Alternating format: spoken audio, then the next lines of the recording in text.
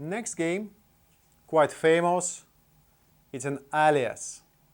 I know that in different countries it has a version called Taboo. So it's Alias for kids, easy one. Each card has a picture and the word. For example, a star or a box or a bird, etc., etc. So, and regular rules of this game, you divide your students in pairs and they need to describe the word they have got on the card without naming the word they have, because partners should to guess. So for example, it's mechanical, it looks like a human, but works with electricity. It's a robot. Or it's things that can be used by a photographer. It's main instrument for him. So it's a photo camera, etc., etc.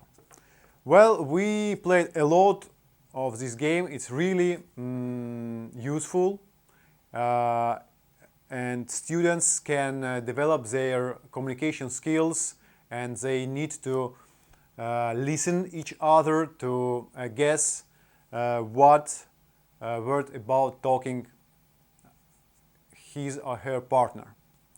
But then maybe I would like to introduce some new games which also can be played with Alias card.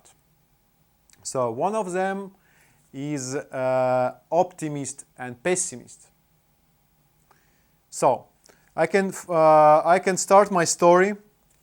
For example, in one day, first of all, you need to divide your students in the pairs, and one will be optimized,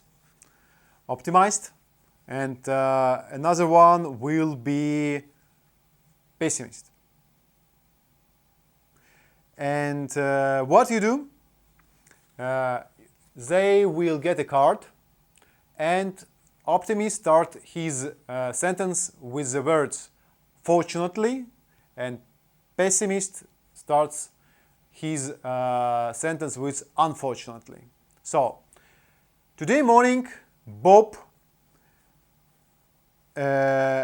ate potato, and fortunately it was really tasty. Can say person number one, who is optimist. And then next person will take a random card and say that, for example, yes, but unfortunately Bob was a clone and he can eat only potatoes, for example. And then optimist takes new card. Yes, but fortunately he has an elephant, and this big animal is a big friend, etc., etc. So it's fun way how you can use Alias cards, and it's nice to see how creative can be student taking position of optimism or pessimism and shift the ideas, the shifting their mind. And the third game, which I would like to present with the Alias card, which can be named stolen ananas. So there is an ananas. It can be actually random big thing which you can take in your class. I can use only dice, big dice, or a brain.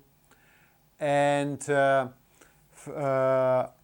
first of all, each student gets a card. One card. Then I, as a teacher, leave a classroom and student need to steal an ananas and hide it. And hide in some way that it should be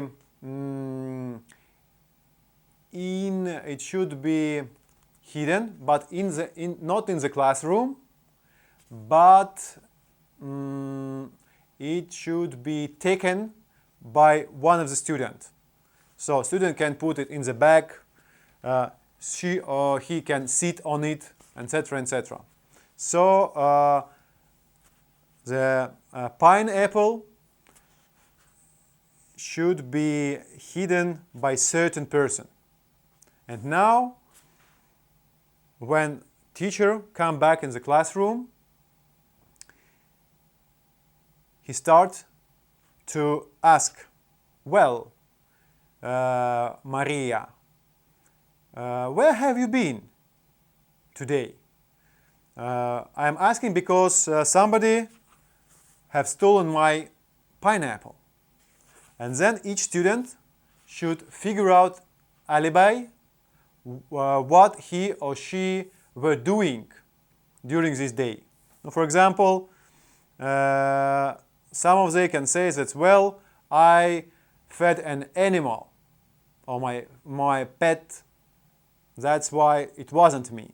Or another person can say that, well, I was playing with balloon, it wasn't me, etc., etc., etc. So again, students should be really creative to figure out alibis, and then in the end of the game, teacher try to guess who is holding pineapple or hidden object. And if he is right, he will win. If he is wrong, the group will win as well. What happens if some student cannot figure out the alibi? Well, we agree that if some students have problems with an idea and cannot figure out and blocked, then all group stand up and jump like 3 times. Then I hope that pineapple will drop down and I will find it. That's why actually students motivated to figure out in any way their alibis because they want to win. So this is also quite cool and good role play for students who are advanced and can create a sentence and can be creative figure out their alibis.